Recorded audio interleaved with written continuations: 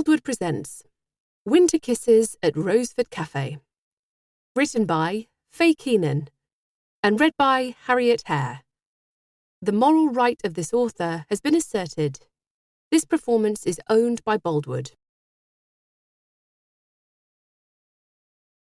Chapter 1. Mummy! Mummy! The shrill, excited voice of Lucy Cameron's 8-year-old daughter, Megan, ran across the living room as she peered through the window that faced onto Roseford's usually quiet main street.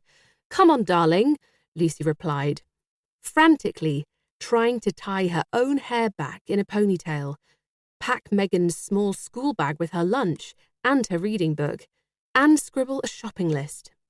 Megan got so easily distracted.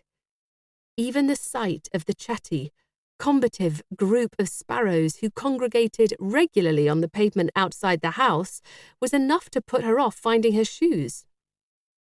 "But come and see. There's a massive lorry outside, and it's got Santa painted on it." Lucy hurried to the window. "They can't just stop there," she said in exasperation. "How's anyone supposed to get past? How am I going to get out of my parking space?" she thought.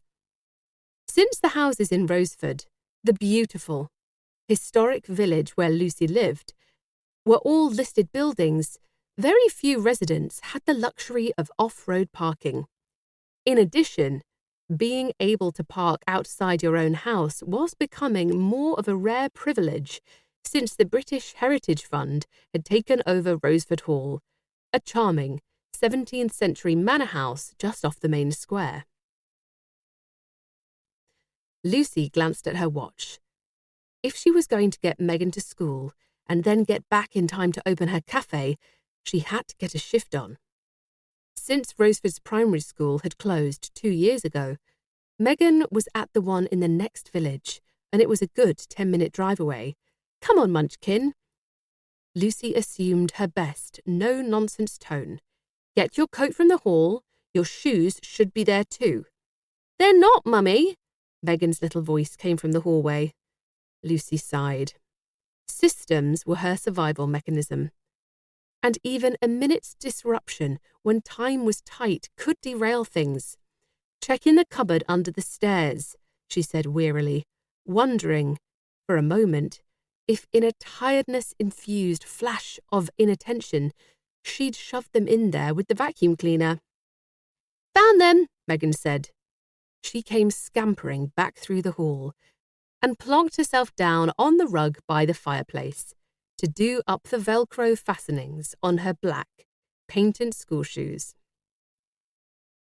As she stuck one foot out in front of her while she fastened the other one, Lucy noticed there was a hole forming on the sole. Great. Megan went through shoes like no other child in her class. It looked like she needed a trip to Taunton over the Christmas holidays for a new pair.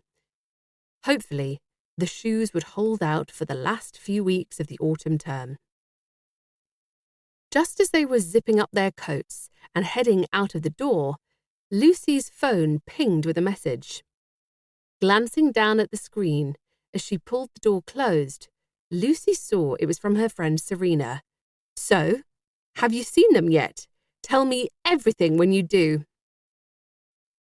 Lucy, despite her school-run stress, smiled. Serena was a huge fan of, as she put it, cheesy, happily ever after movies, and had been incandescent with excitement when the story had broken online about Roseford's new temporary residence. Lucy, despite her own history, and knowing that happily ever after wasn't exactly the way most things in life went, wasn't adverse to a festive movie or 3 herself.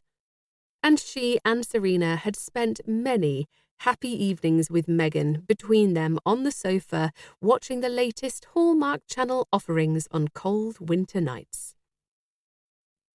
Lucy looked at the time and picked up the pace.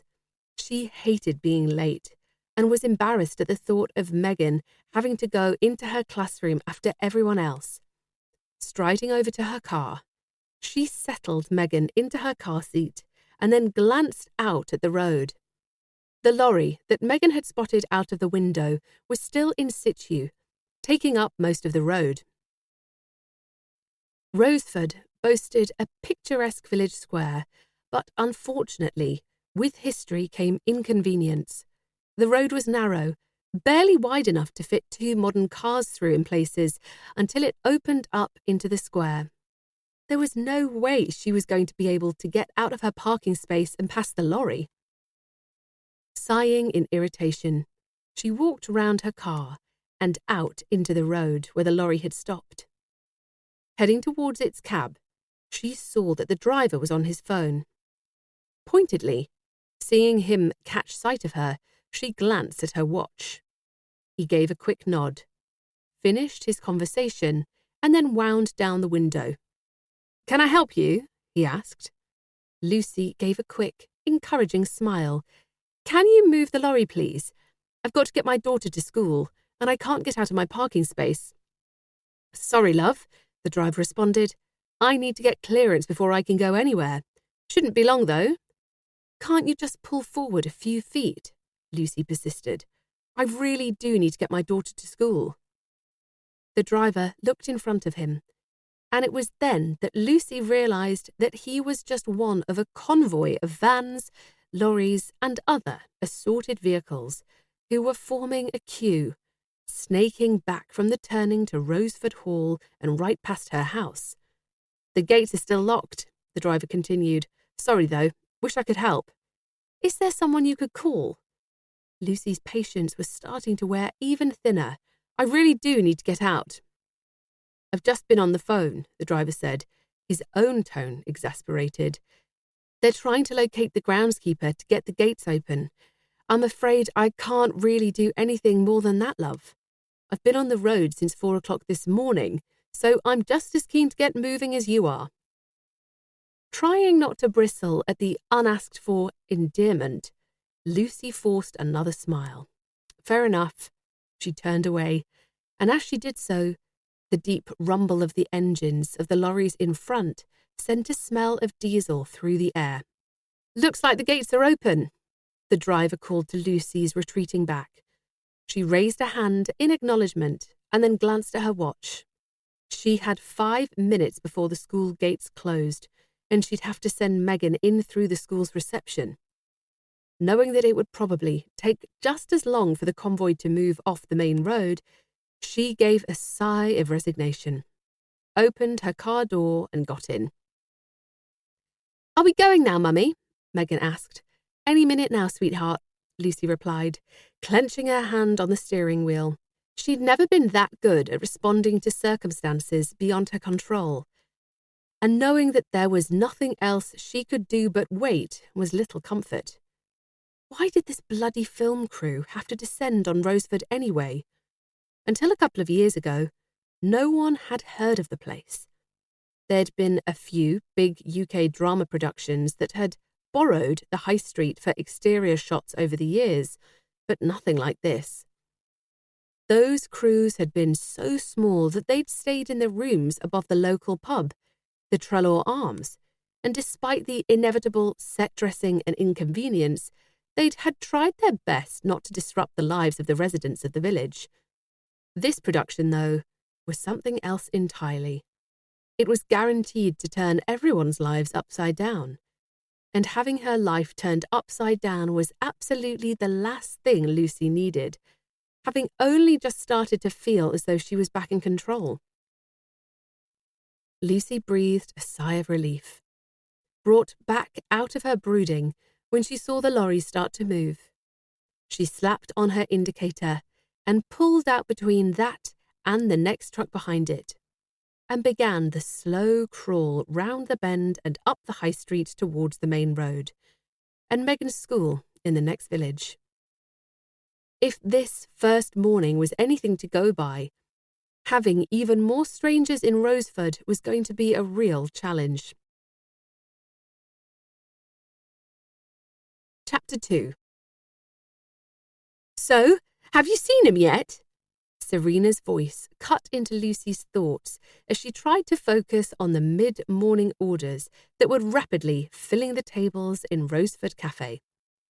Although Roseford Hall was closed to the public from November to January, plenty of people still liked to come to the village and wander around the historic square. And this, more often than not, was good news for the cafe. Lucy had bought the cafe and the adjoining house, with a little help from her mother, 3 years ago when Megan had started school. There was also a regular trickle of customers who came for the Winter Writers and Artists Retreat at Halstead House, at the other end of Roseford. Halstead House had opened its doors the year after Roseford Hall, and so far had been busy all year, according to Stella Simpson, who co-ran the retreats with her partner, Chris Charlton. So, even though the winter months could be a little leaner than the summer, Lucy still made enough to keep the cafe afloat. The local book club took a table every month on a Saturday afternoon, and she had a good group of village regulars who liked to come in and exchange news and gossip over a slice of cake and a latte. Who? Lucy asked, double-checking the trays of sandwiches, warming vegetable soup, and drinks she's put together. The cafe specialised in light meals, hearty soups, and mouth-watering cakes, making it the perfect stopgap when you were exploring Roseford and its history. If people wanted a bigger lunch, they could always go to the local pub, the Trelaw Arms, a few doors down. It also meant that she could do a lot of preparation in advance, which cut down on her stress considerably. "Oh, don't be dense," Serena replied. "Him, the teen idol, the bloke from high school dreams that you had the most thumping crush on all through your GCSEs and A-levels. The swoonsome guy who probably made you a little more susceptible to you-know-who than you should have been. No," Lucy flipped her order pad shut briskly. "I haven't. Why? Should I have done?" "What? You mean you don't know?"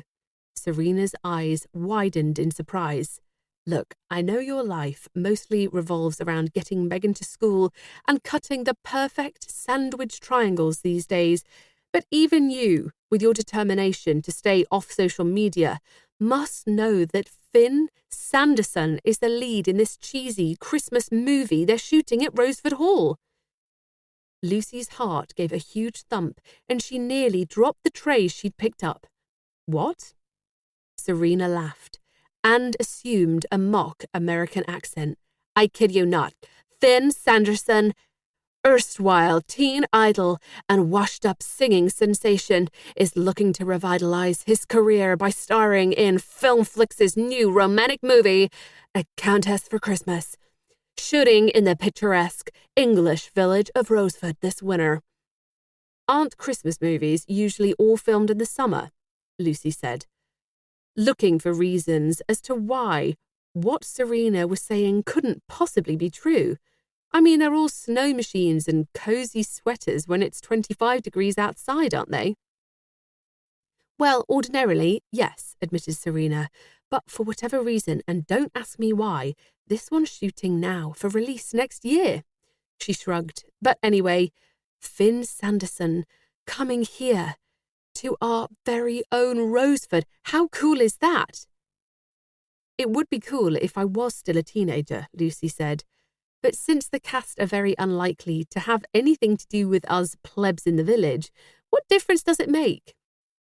Despite her nonchalant tone, Lucy's heart rate still hadn't returned to normal. "He's probably being put up at some 5-star hotel miles from here anyway, getting brought in by a stretch limo 30 feet long. We won't see him." "Well, we won't with an attitude like that," Serena said. She regarded her friend shrewdly. "You can't say you're not a tiny bit excited? It's the first big film role he's had since High School Dreams ended, and..." She trailed off tantalizingly. "And what?" Lucy picked up the tray again. "It's the first time Finn Sanderson and Montana DeSanto have acted on screen together since the show ended. Imagine, they've got a romantic Christmas movie to rekindle all of that chemistry that we both swooned over when we were younger. Finn Tanner in the flesh! Now tell me you're not interested. Lucy laughed at the reminder of the smashed name for the romantic pairing of Finn Sanderson and Montana DeSanto. That was the shorthand way to refer to them at the height of their fame. All right. If I admit I'm a little bit, intrigued, will you let me get on and serve Mr. and Mr. Robertson their 11s? She walked past Serena and out into the main area of the cafe. You're not getting off that easily, Serena called after her. I bet you'll have binoculars trained on the hall every chance you get. After all, from your back garden, you can virtually see in through the front door. I'll leave you to that, Lucy replied. Text me later if you want to come over this evening for a glass of wine in front of Bridgerton. Sounds good, unless I get a better offer, Serena replied. But I doubt Charlie's got any plans to take me anywhere more exotic than the pub. Same old Charlie, then? Lucy shook her head. I don't know why you put up with it. It's not like there's any more other marketable options, Serena replied. Although, now the film crew's moved in, perhaps I'll find myself a gorgeous movie star to warm my nights and my bed. I'm quite happy with a hot water bottle warming my bed, Lucy laughed. But you, go for it.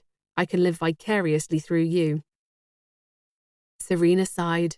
One day, you're going to realise that there's more to life than serving scones to tourists and avoiding the school-run mothers. I hope I'm still alive to see it.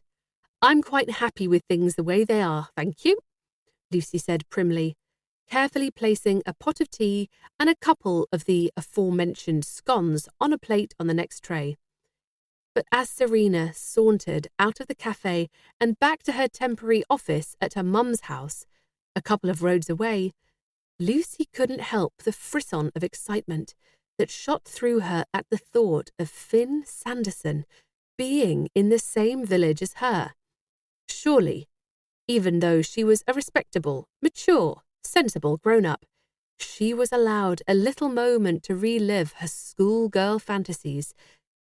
Maybe even a few more moments to scroll through Twitter to relive the best Finn Tanner moments from yesteryear. Then, shushing those thoughts, she busied herself with the next orders. After all, a real, heartthrob Hollywood star was hardly likely to drop his standards far enough to visit a quiet little cafe like this, even if he was filming 100 yards away. Was he? Chapter 3. The lunchtime rush was just revving up when Lucy glanced up from cleaning the table by the window that looked out onto the main street to see a harassed-looking woman walking in through the front door of the cafe. She had an earpiece dangling on a wire on her shoulder and was talking animatedly into her mobile, chattering in a language that Lucy vaguely understood to be English, but littered with a whole manner of technical terms that seemed like they belonged in another world. Yeah, that sounds good. Get the dolly set up on the tracks and then make sure it's in position, ready to do the first cover shots of the house after lunch. She approached the counter, and Lucy hurried to see what it was she wanted. Hi, she said brightly, as the woman glanced at her. What can I get you? The woman gestured impatiently to the phone, and Lucy, slightly put out, waited for her to finish their conversation. She scanned the cafe for any customers who needed her immediate attention, but they all seemed perfectly content. Eventually, after a minute or two, the woman ended her call. So there's been a bit of a cock-up at Roseford Hall, she said, without preamble. I've got a skeleton crew with more due later this afternoon, not to mention the talent, and nothing to feed them. Can you help? Depends, Lucy replied. How many people are you talking? 50, give or take? Can you whip something up? There doesn't seem to be an Uber Eats service out this far. The nearest takeaway is 5 miles away and doesn't open until 5 o'clock, and I've got a ravenous crew. What about the pub? Lucy asked. The Trelaw Arms was better equipped to deal with that number of covers, and Dave the landlord would appreciate the business in the winter. They're up to their neck already, and their sous chef out sick, Nicole replied. So can you do it? Well, 50 might be pushing it at this notice, but I'll see what I can do, Lucy said. There's Southgate stores a couple of doors down as well. They might be able to fill in where I can't. How long will it take you to whip up a few sarnies? The woman asked, eyeing Lucy keenly. Give me an hour, Lucy replied. I've got a couple of vats of vegetable soup on the go if you want them too. Great, the woman replied. I'll send someone down in a van to collect and settle up with you. Can you get an invoice sorted as well? I'll do my best. Lucy gave her brightest smile. Any food allergies, preferences? The woman rolled her eyes. Probably, but at this point, I'm past caring. Can you do a few veggie options and fling a bit of gluten-free bread in, if you have it, to cover all options? Sure, Lucy said. I'm Lucy, by the way. Nicole. The woman thrust a hand forward. Look, I'm sorry to spring this on you, but I didn't know the caterers had let us down until I got the call half an hour ago. And now I've got to add that to my list of crap to sort out before the main cast gets here. All hell will break loose if there's nothing to feed them when they arrive. Leave it with me, Lucy replied, sounding a lot more confident than she felt. She wasn't completely sure if there was enough left in the kitchen to cater adequately for 50 people, but she wasn't about to turn down Nicole's business. After all, in the winter, you couldn't look a gift horse in the mouth. Great. I'll send someone down with a van in an hour. Thank you, Lucy. You're welcome. As Nicole strode out of the cafe, Lucy let out a long breath. 50 lunches in an hour. Well, why not? Thankfully, the soup was simmering in 2 catering tureens in the kitchen, and she had enough bread to put together a few options, provided things didn't get too busy out front. Feeling slightly naughty for doing so, but knowing she'd have to motor if she was to get everything done before the van arrived, she flipped the sign on the front door to closed and got to work. A little over an hour later, Lucy stood back and surveyed her efforts. 50 beautifully wrapped sandwiches were now stacked in a large bread crate, and she'd packed in the same number of cupcakes and flapjacks as well.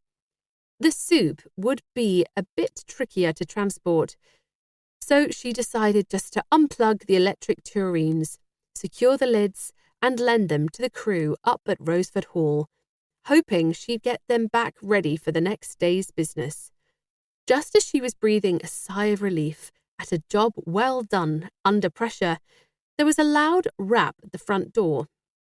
Lucy hurried to see who it was, only to see Nicole on the other side looking even more harassed. Hi, she said to Lucy as she opened the door again. Did you manage to get some stuff done for us? Yes, Lucy smiled, gesturing for Nicole to come in. It was a bit of a push, but I got there in the end. Great, Nicole paused. Any invoice? Oh, bugger, Lucy replied. I haven't had time yet, but I can email it over if you give me the address. Sure, Nicole replied. Her radio crackled, but she ignored it. I've brought Theo with a van. Would you like to come up with us to the unit and see what's happening? Lucy shook her head. I'd love to, but I need to stay open for lunch. This place is a kind of one-woman operation in the winter months. Fair enough, Nicole replied. She turned to the man who'd just joined her, who Lucy presumed was Theo. Can you point him in the right direction, and he'll get loaded up? It's this way, Lucy replied, leading Theo to the kitchen. In a few moments, he'd loaded the van with the soup and sandwiches, promising to have the soup kettles back to her by the end of the day. Goodness knows what we'll do for dinner tonight, but hopefully a new caterer will be sorted out by then, Nicole sighed. If there's one thing that makes a film set run smoothly, it's decent food. Well, I hope this works out for you, Lucy smiled. I'm sure it will. Nicole waved a hand as she left Lucy and watched the van pull swiftly away. Breathing a sigh of relief, that she could now get back to the more usual business of the day, she flipped the sign back to open and waited for the lunchtime customers to come in. Well, she thought, at least she'd have something a bit different to tell her mum when she phoned her this evening. Her mum lived in Taunton with her new partner, and so was slightly removed from the excitement over the film crew and its inconvenience. She also still worked full-time, so with Lucy working flat out at the cafe, it was often tricky to see each other. They managed to speak on the phone most days, though, or exchange WhatsApp messages when things got too hectic. It seemed the film production was already starting to make its presence felt in Roseford, and Lucy wondered what chaos it would bring next. Chapter 4. Finn Sanderson looked out of the window of the black SUV that had met him at Bristol Airport and wished for the 1000th time he'd pushed harder to drive himself. Having spent the past few years living the way he wanted to, splitting his time between his hometown on the outskirts of Vancouver and his apartment in New York, he'd got pretty used to going where he wanted, when he wanted. And while a few years ago he'd have loved the thought of a driver, he found the whole thing a bit awkward these days, but he'd signed the contract for this project, and so he had to go with it. As the SUV counted down the miles and cruised through the English countryside towards the small West Country village that Finn would be calling home for the next 6 weeks or so, he spent his time alternating between reading the latest version of the script he'd been emailed and getting distracted by the changing scenery. He'd grown up among the huge forests and breathtaking landscapes of British Columbia, and while England didn't quite have the same scale, once the SUV got off the motorway, the quaint villages and towns full of history and heritage caught his eye time after time. Nothing, however, could have prepared him for seeing the beautiful village of Roseford for the first time. As the SUV dropped down over the hump-backed bridge that led to the village, Finn's eyes were drawn to the light sandstone-coloured buildings, the quaint streets leading off the main road, and a large market square decked with tubs of winter pansies, all in deep, vibrant violets and yellows. The sun was shining in the bright blue sky above, casting the buildings into stronger relief, and Finn found himself taking in every detail. "You're staying at the Trelaw Arms," his driver said, glancing back at Finn in the back seat. "It's a bit tricky to park outside, but I'll do my best." Finn leaned forward to get a good look at the pub. "Just drop me where you can. I don't mind a walk." Thankfully, there was a space outside, so Finn was able to jump out of the SUV and, as the driver grabbed his suitcase from the back, he gazed up at the building, taking in the mullioned windows and the sign outside the entrance proudly proclaiming Trelaw Arms, with their heraldic crest underneath. Wheeling his suitcase through the front door, after thanking the driver, he headed to the bar to check in, immediately noticing the leather banquets and armchairs that were scattered around the interior, the fire roaring in the grate of the huge fireplace, and the tantalizing aromas of food being prepared for the customers who were seated at wooden tables through the bar area. Back in his teen drama days, he'd been banned from eating anything less wholesome than a quinoa salad, but a decade on, and with fewer roles that required him to take his top off, he was partial to a bit of hearty cooking. His mother, who was English, had introduced him to Yorkshire puddings and steak and kidney pies from a young age, and now he was in England. He intended to make the most of the winter offerings of filling, stomach-lining food, costumes permitting, of course. The barman looked up from the pint he was pulling and gave Finn a brief smile, I'll be with you in a sec. No problem, Finn responded.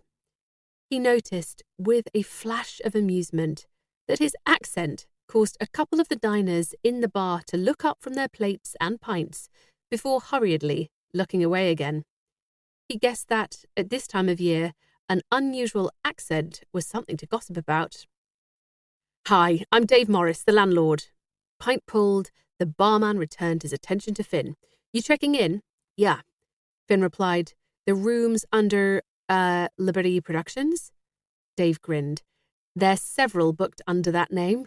Can you be a bit more specific? Sanderson, Finn replied. He was tickled that Dave appeared not to recognise him, but the man was probably too old to have watched High School Dreams himself, and too young to have grown-up children who might have seen it back in the day. Ah, yes, gotcha. Master Suite. Second floor, first on the right. Dave turned away from him to grab an old-fashioned brass key from the cupboard behind the bar with a maroon Perspex tag on it. We're in the process of getting electronic keycard locks, he said, turning back to Finn. For now, though, this should keep the masses out. He passed Finn a piece of card with a key code on it for the door that separated the bar from the accommodation. Guard this with your life, though, he said gravely.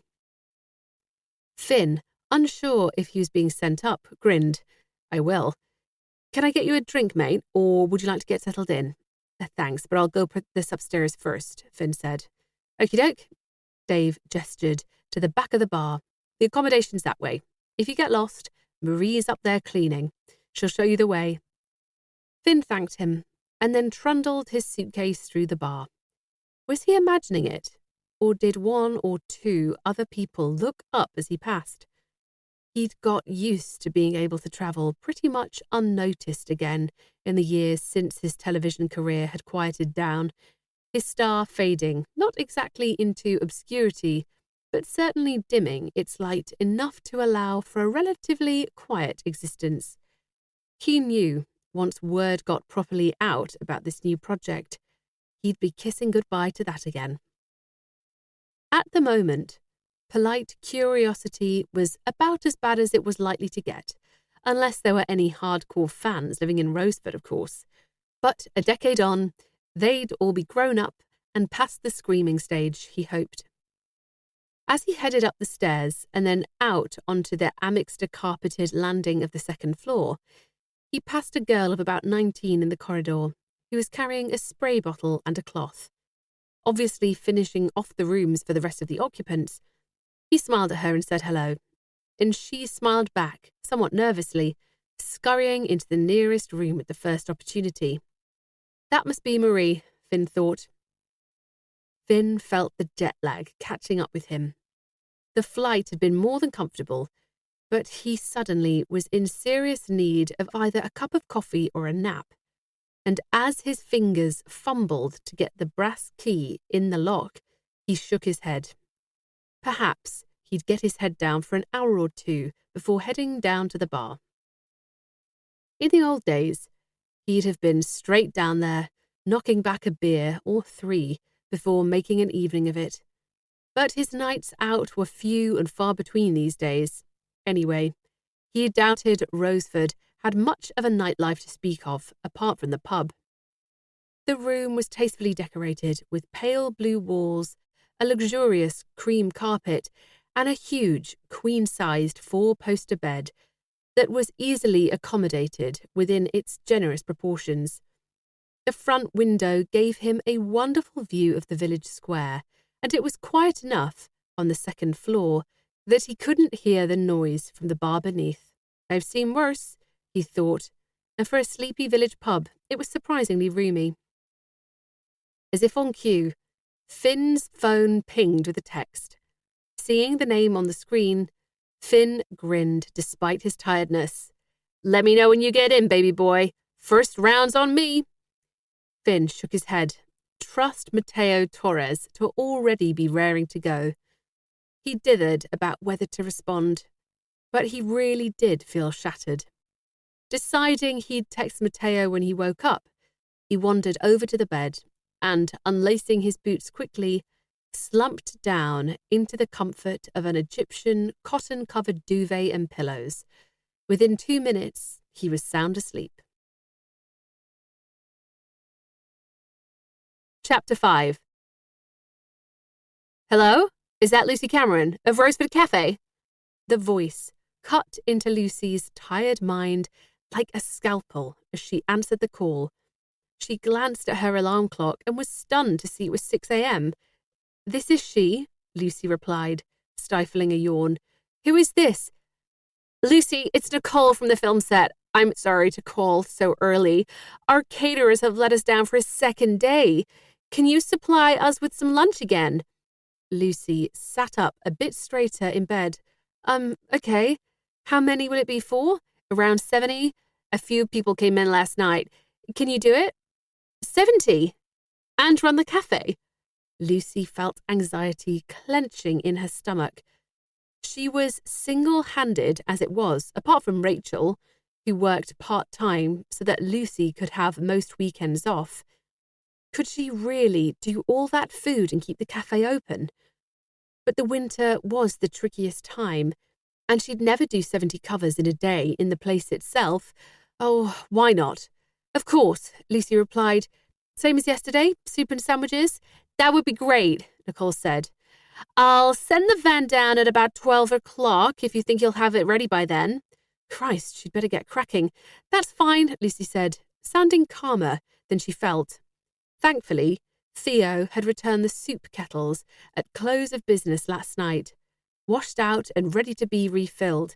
But with 70 covers, she'd definitely need to fill both of them again. Thinking rapidly, Lucy realised she'd better book Megan into the school's breakfast club, which opened at 7:30. At least that'd give her an extra hour to tackle the order.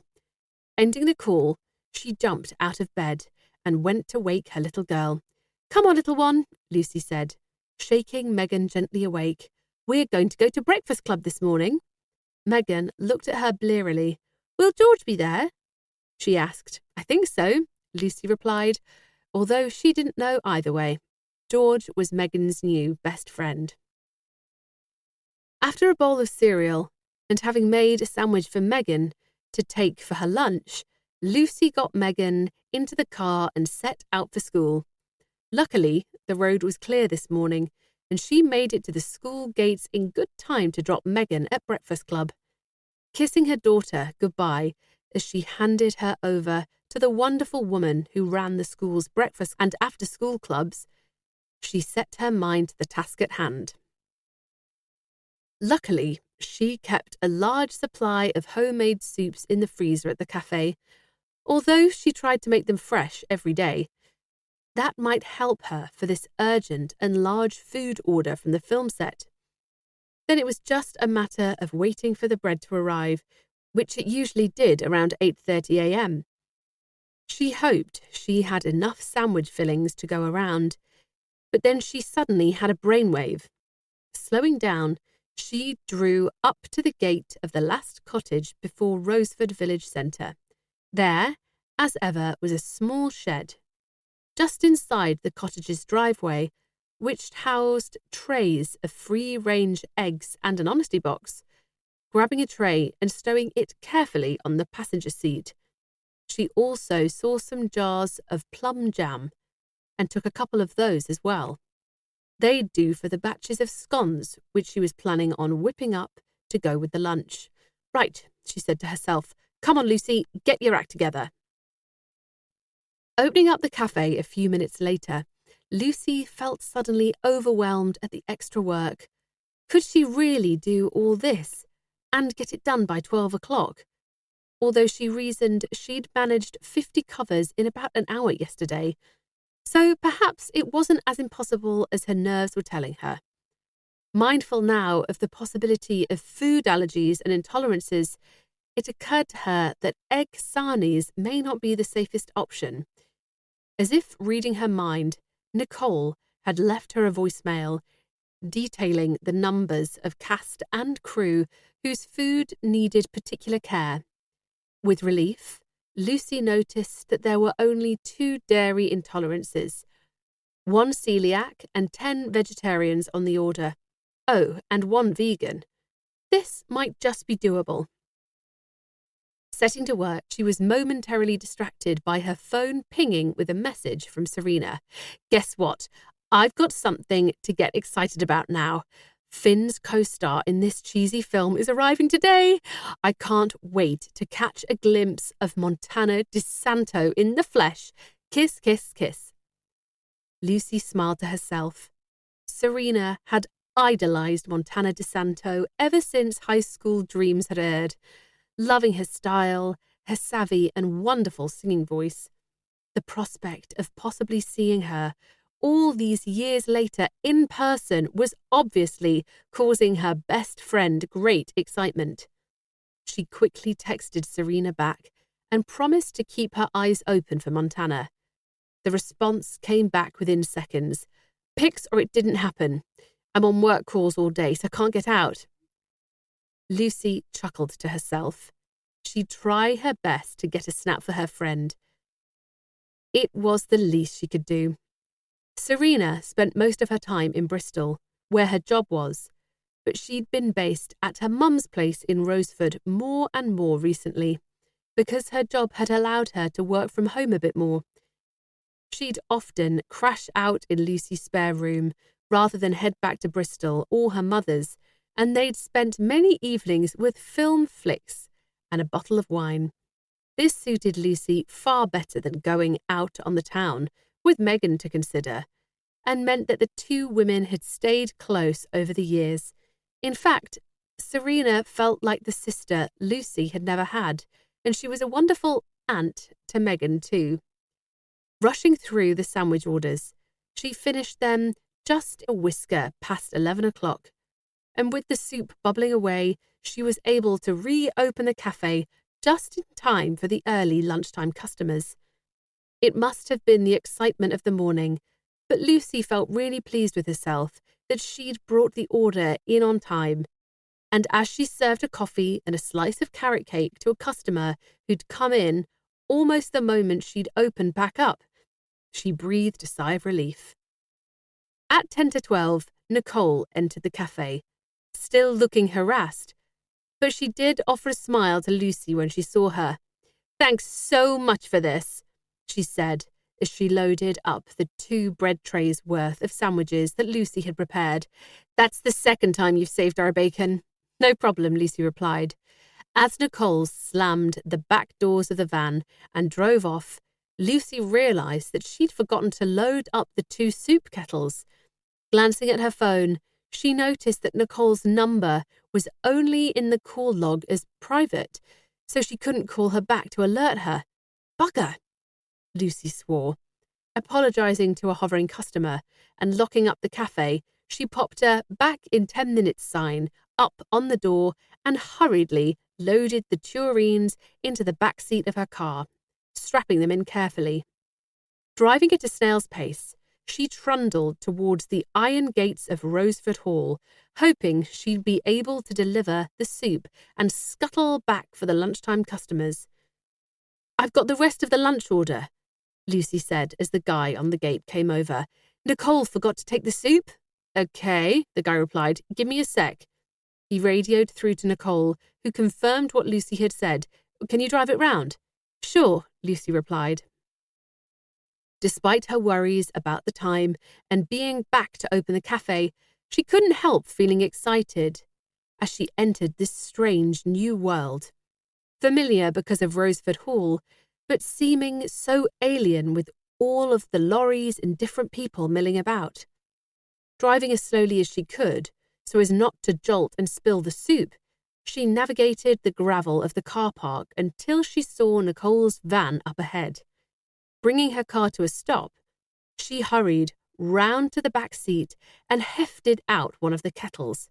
Christ, the thing was heavy, and although not warm to the touch, Lucy could feel the soup sloshing around as she gingerly walked it to the van. "Nicole," she called, as she set it down to open the tailgate of the transit. "I brought the soup." "Oh, you're a star!" Nicole emerged round the front of the van. "I can't believe I forgot it." She called to a passing technician.